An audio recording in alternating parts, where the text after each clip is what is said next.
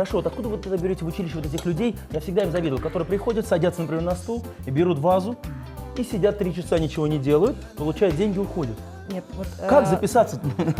Записаться очень легко и просто, но очень непросто позировать. Представьте себе, что вы должны сидеть, не двигаясь практически, в течение 3 часов. Это тяжело. То есть не В все с основном, этим справляются, да? Не все справляются, да. Но в основном, конечно, наша аудитория натурщиков в училище – это пенсионеры и студенты. В эфире кулинарное шоу «Секреты татарской кухни». Здравствуйте, дорогие друзья! И сегодня у нас в гостях директор Казанского художественного училища имени Фешина, очаровательная Ольга Александровна Гильмутдинова. Здравствуйте, Ольга Александровна! Добрый день, Руслан. Я пришла с подарком. Это альбом, посвященный 120-летию моего родного Казанского художественного училища. Чем мы его, правда, немного запоздало, но поздравляем. Юбилей действительно грандиозный, и мне кажется, блюдо у нас тоже будет соответствующее. Вот стоит только посмотреть на ингредиенты, которые вы приготовили. Здесь и мясо, кстати, какое? Телятина. Телятина. Здесь самые яркие вкусные овощи, и есть даже у нас клубника. Да. Все гениальное просто. У нас будет просто мясо, просто овощи, просто взбитые сливки и просто клубника. Рядом-то со мной человек искусства, поэтому не все так будет просто, как вы подумали. Ольга Гильмутдинова, директор Казанского художественного училища имени Фешина. Родилась в Казани в 1971 году. Окончила с красным дипломом Казанское художественное училище и Набережно-Челнинский государственный педагогический институт. В 2011 году окончила аспирантуру Института языка, литературы и искусства имени Ибрагимова Академии наук Республики Татарстан. Практически вся жизнь связана с художественным образованием. Сразу после окончания училища пошла работать в общеобразовательную школу учителем рисования. Через год стала работать в художественной школе, а с 1997 года работает в Казанском художественном училище имени Фешина. В 2012 году назначена на должность директора училища. Начинаем готовить. Начнем с мяса. Нам понадобится сначала мясо и противень. Так, противень есть. Что мы делаем? Соль, перец, самые простые ингредиенты, которые нам нужны. Так, вот соль, перец готовы. Что делаем? Солим, перчим. Все на глаз. Да, все на глаз. Ольга, Вполне конечно, достаточно. в большей степени мне хочется поговорить с вами об искусстве, но несколько вопросов о кулинарии. Готовите ли вы? Находите ли вы на это время? А если готовите, то для кого? Для семьи, для мужа, для ребенка, для своих родных, близких, которые приходят в гости. Конечно, готовлю. Я очень люблю это делать. Я очень люблю готовить лапшу. Нашу традиционную татарскую? Лапшу, да. Шурпу, естественно, с бараниной. Тоже очень нравится готовить. Выпечка любая, треугольники, сметанник, кубадья. То есть, блюда на самом деле самые-самые разные. Кстати, вот художественные шедевры, они как получаются? На голодный желудок или все-таки на сытый больше? Если все У кого как. У кого как, да? У кого Хорошо, как, у вас? У меня, Ваше наверное, кредо на какое? голодный желудок. На Я голодный очень люблю желудок? готовить, но есть ем мало. Но я вам сегодня в этом помогу. Большую часть приготовленного блюда я возьму на себя. Так, посолили, поперчили, далее. Да. Теперь выкладываем на противень в серединку. Будем мы его смазывать маслом? Нет, мы сверху Так. польем. Один кусочек, второй. Так, Теперь поливаем сверху подсолнечным маслом. прям, Да, немножечко слегка. слушайте, мне уже нравится. Сам Уже процесс. красота. Уже красиво. Уже красота, да. Мясо не может быть некрасивым. И в духовку на 200 градусов На сколько минут? разогретую. Где-то сначала минут на 15. То есть не мы к забивая этому ничем. мясу еще вернемся. Конечно. Итак, на 15 минут отправляем в духовочку при температуре 200 градусов. Пока наше мясо готовится, нам нужно подготовить овощи. Вот теперь нам понадобится стеклянная какая-нибудь или не стеклянная большая посуда. Так, ну вот есть у нас подходящая. Отлично. Множество здесь очень красивых овощей. С чего начнем? Вы, Руслан, начинаете с баклажанов, Он мне больше всех понравился, кстати. Так, а я с морковки. так, пожалуйста. Как мы режем наши овощи? Морковку я порежу соломкой, а баклажан надо порезать достаточно крупными такими, По сантиметра два тогда сначала толщиной? Сначала кольцами, а потом кольца эти. Кстати, многие как-то 4 части. отдельно баклажаны режут, потом замачивают, солят. Да, это делают для того, чтобы ушла горечь из баклажанов, но в данном случае у нас есть помидоры, они добавят кислоту, горечь уйдет сама собой. Ну и вы знаете, на нашей программе ведь самое тяжелое – это ведь и готовить, и разговаривать. Да. А некоторые еще умудряются даже и петь. Спеть я не смогу, это точно. Но для начала расскажите нам, кем мечтали быть. Я очень хорошо помню этот день. Это было как раз перед 1 сентября. Мы с мамой пошли записываться в школу. И шли... Солнце было очень яркое, и мы шли по двору. И я сказала маме: мама, я обещаю тебе, что я обязательно стану учителем. Мама сказала: я буду тобой гордиться. Но тогда уже была какая-то направленность учителем русского языка? Нет, направленности никакой не было, потому что сначала родители меня отдали на фигурное катание. Там я проходила полгода, падала. Далее меня отдали в музыкальную школу в 6 лет, и это мне нравилось очень. Ходила в хор, и руководителем хора у нас была сейчас, является главным хормейстером театра оперы и балета Дразнина Любовь Алексеевна, которую Мы я ее до сих знаем пор... прекрасно, она была, кстати, на этой кухне. Мы с ней до сих пор общаемся очень хорошо, я ее обожаю. И далее уже где-то, получается, в классе в 6 я пошла, сама записалась в художественную школу. Так что, дорогие друзья, захотите стать профессиональным художником, попробуйте сначала себя в фигурном катании, затем в музыкальной школе и только потом в художку. Да. Да, кстати, баклажанчики, все Отлично, правильно? великолепно. Размеры соответствуют рецепту, самое главное. Точно. Ну и продолжаем. Вот закончили художественную школу. Дальше? Дальше закончила общеобразовательную обычную школу и, честно говоря, собиралась в медицинский институт. А вот я говорю, у вас все-таки по жизни музыкальное, фигурное катание. Да, очень разнопланово. Но с папой пошли мы сдавать документы, подавать документы. И по Бутлерова прямо по движению второго тогда трамвая был медицинский институт, а немножечко налево, на Комлева, учалась в художественное училище. И вот в последнюю буквально секунду меня осенило. Я попросила папу: Давай я не свернем хочу налево. туда, давай свернем налево. И я очень благодарна своим родителям, что они поддержали меня в этом. Да. Мы сдали документы, были вступительные экзамены. Далее я прошли? Да, я прошла. Что делаем дальше? Баклажанчик Дальше готов? я займусь, наверное, перцем, а вот помидорчиками. Так, там перчик. Так, Это да, морковку да, добавляем. Да, морковку добавляем к баклажанам. Помидоры мы как режем? Также на крупные кусочки? Да, достаточно крупные, ну почти такого же размера, как баклажаны. Ну, после окончания вот художественного училища не было опять желания все-таки дойти до медицинского? Нет, не было. Я поняла, что профессию я выбрала правильно. На последнем курсе училища я уже занялась первыми такими педагогическими опытами. Ко мне привело несколько преподавателей, Юдина Татьяна Михайловна, у которой я, кстати, училась в училище. Прекрасный просто педагог. Майоров Борис Иванович, это ее муж, прекрасный художник. Они привели своего внука Дразнина, Любовь Алексеевна привела свою дочку, и еще несколько было консерваторских. Это были самые первые ваши ученики, да? Да, самые первые ученики. Им было тогда по 5-6 лет, сейчас они уже большие, взрослые.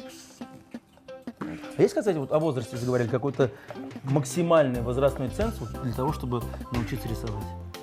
Ну, на самом деле, максимального возрастного ценза, конечно, нет, чтобы научиться рисовать до определенной степени, получить ремесленные навыки.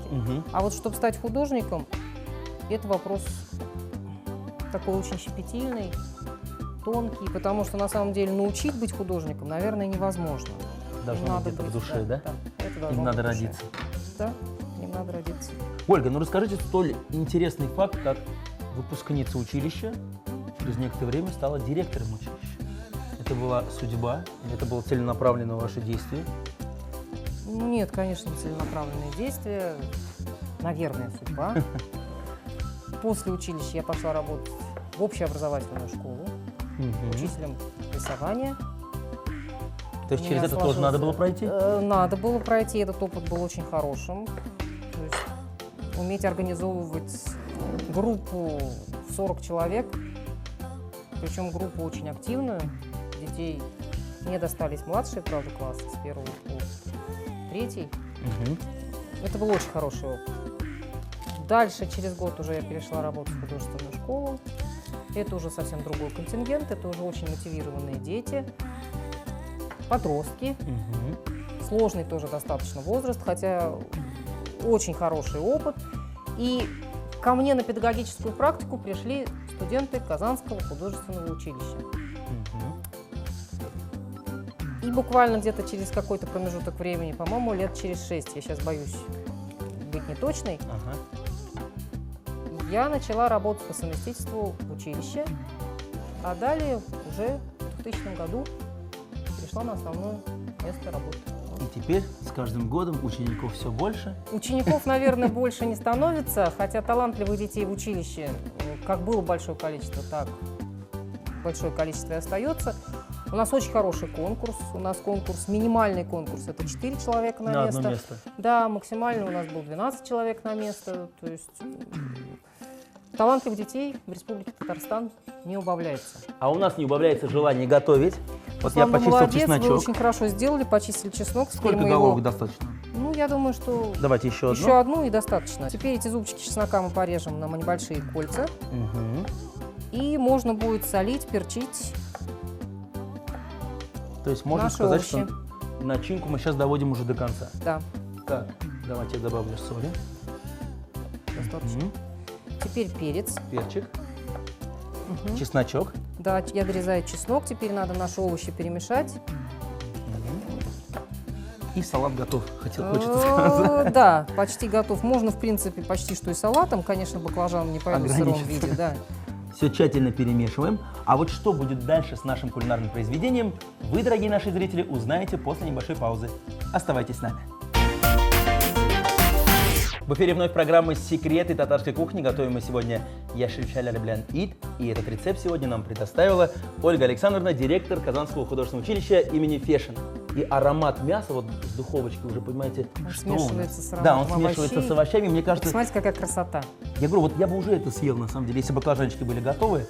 Но мне кажется, самое время сейчас мясо нам вновь Да, мы достаем мясо и вновь выкладываем его на противень вернуть, овощи. вернуть на наш стол аккуратненько.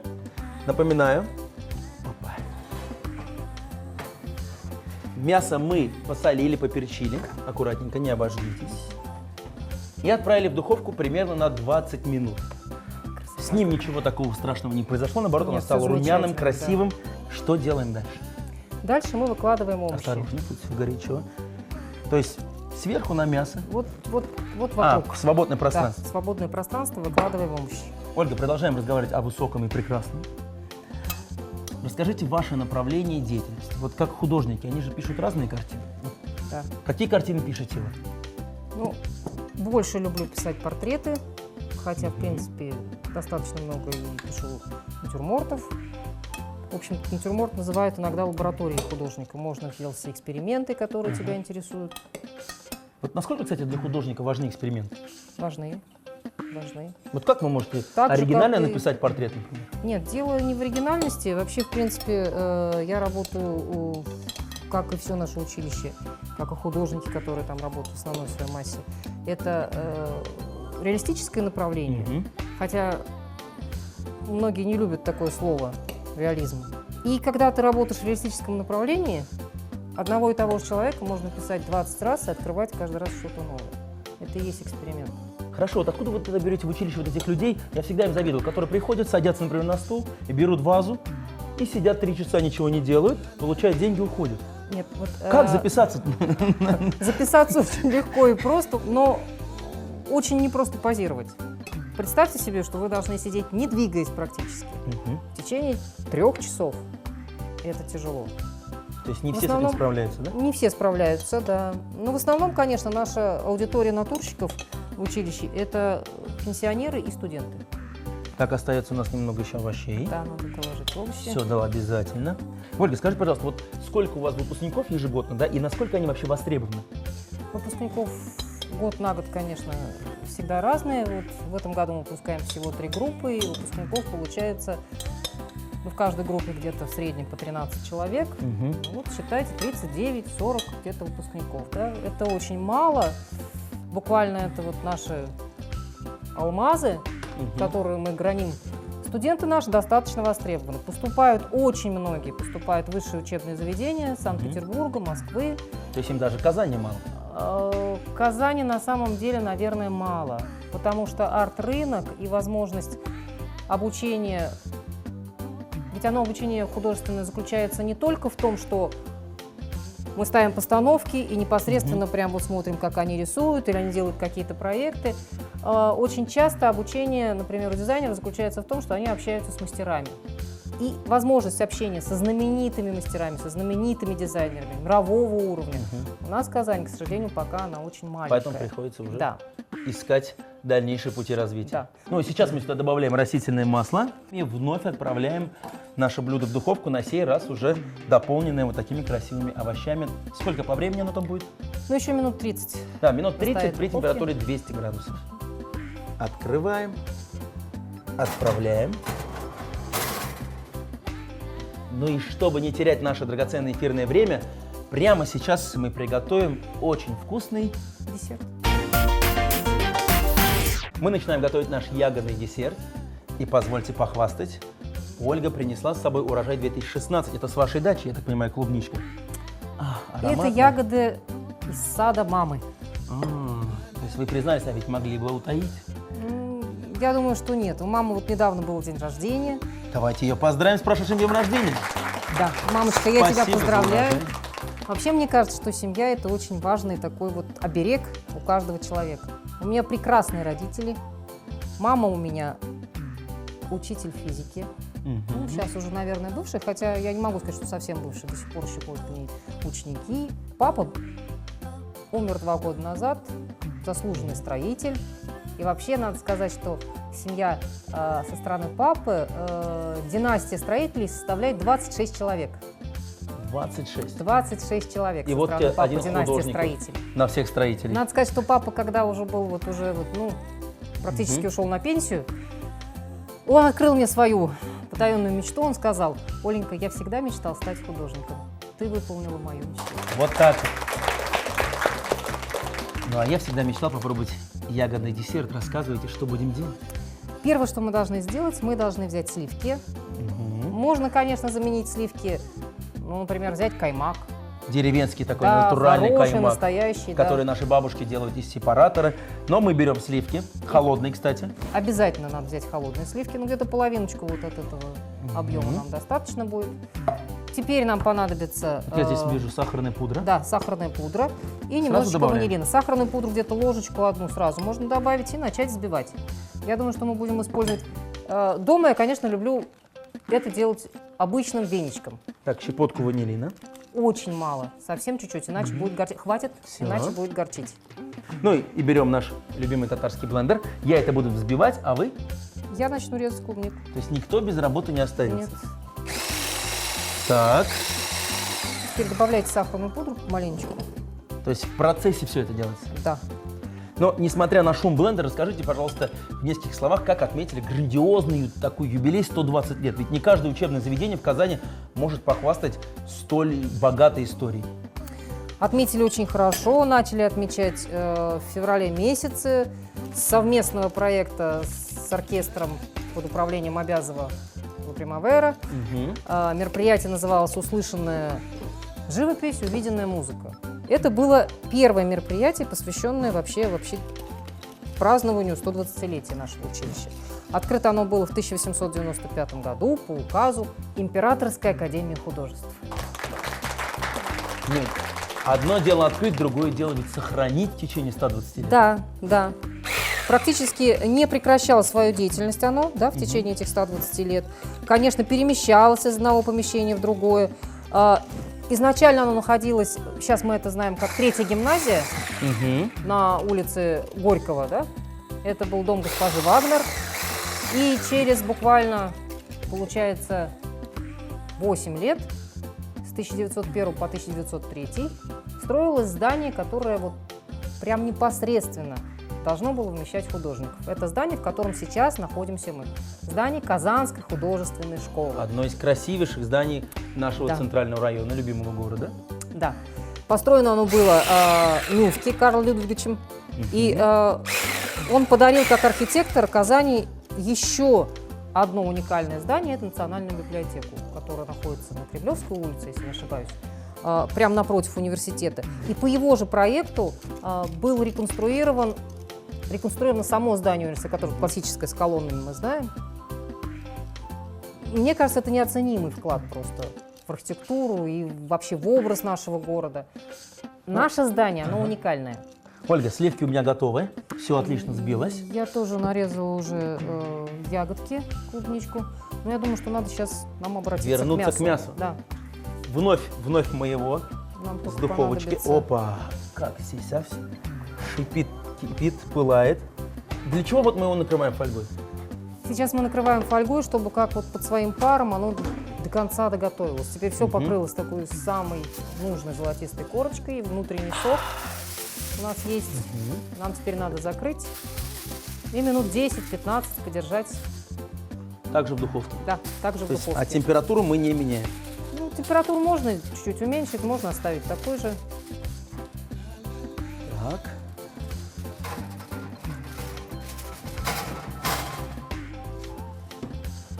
Так, с мясом мы наконец-то закончили и ждем уже его финального приготовления.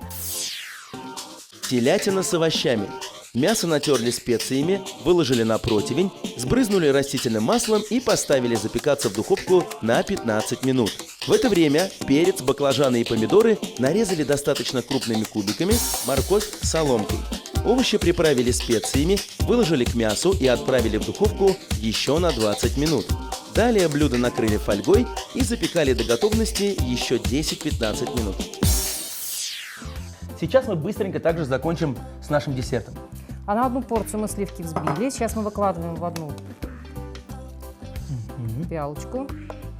И Оно должно быть взбиваем. обязательно густым. Да, сливки должны быть густыми, взбитыми. Что делаем с ягодами? Ягодки просто украсим сверху. Как это все происходит? Покажите мне. Да все очень просто. Мы просто так вот естественно высыпаем нарезанные ягодки. Ничего нет лучше, чем естественность. Да? Как получится. Получится, думаю, у нас красиво и, самое главное, Очень вкусно. вкусно. Ну что ж, прямо сейчас мы доделаем вторую порцию и потом будем пробовать оба наши блюда и начнем, конечно же, с мяса. Клубничный десерт. Сливки взбили с сахарной пудрой и щепоткой ванилина. Взбитые сливки выложили в креманку или пиалу, сверху украсили нарезанной клубникой. Дорогие телезрители, если вы не успели записать рецепты наших блюд, мы ждем вас в нашей группе ВКонтакте. Готовьте свои самые вкусные блюда, фотографируйте их и делитесь кулинарными секретами. А также не забываем подписываться на наш новый канал на YouTube. А тем временем наша кулинарная живопись наконец-то готова к показу. Зрители смотрят, а мы с Ольгой пробуем. Все получилось прям, ну вот, все по законам живописи. Как раз дополнительные цвета, красный, зеленый. Все очень гармонирует друг с другом. Пора пробовать. А какой аромат. Ну, Ольга, позвольте. Самое главное, мне кажется, конечно, это мясо. Да, а я начну с овощей. А вы с овощей, хорошо. Так, внимание.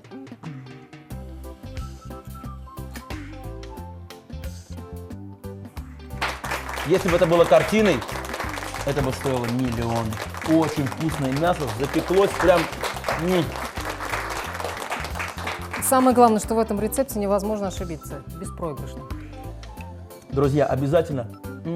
Баклажанчик просто очень хотел попробовать, я их очень люблю. Все приготовилось вот прям на все 100%. Приготовьте это блюдо дома, удивите своих родных и близких, не пожалеете. Надо попробовать десерт. Вот действительно, я бы, конечно, разобрался бы с мясом, но не забываем про наш ягодный десерт. Как его? Перемешиваешь или просто захватываешь? Я думаю, что надо просто захватывать. Ай. Да. Ну, приятного аппетита. Слушайте, ну, я, конечно, сладкоежка, но такого блюда, честно, я не пробую. Очень вкусно.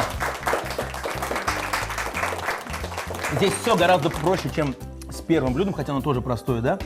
Но ваши дети будут просто визжать от восторга, если вы вот это приготовите. Это точно. Причем можно использовать любые ягоды, которые по сезону есть в огороде или на базаре. Можно использовать зимой даже замороженные. Самое главное делать это с душой, с Конечно. хорошим настроением, как мы Конечно. сегодня с вами. Ольга, еще раз вам большое спасибо за эти два вкуснейших блюда. Действительно меня очень удивили, и я рад, что наша художественно-кулинарная выставка состоялась.